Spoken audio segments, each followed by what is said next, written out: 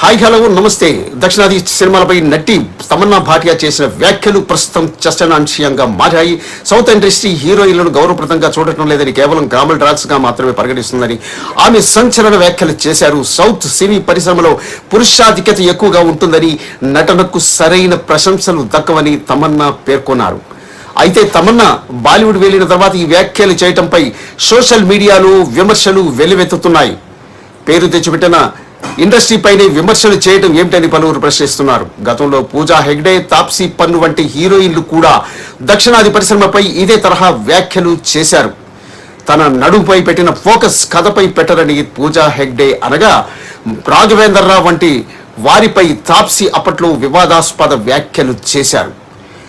ఇలియానా డిక్రూజ్, రాధికా ఆప్టే వంటి తారలు సైతం సౌత్ లో ఉన్నప్పుడు ప్రశంసించి బాలీవుడ్కి వెళ్ళాక మాట మార్చారనే వాదన ఉంది. ఈ మార్పుల వెనక కారణాలు అస్తిత్వమా లేక అవకాశాలా అన్నది ప్రశ్నార్థకంగా మారింది.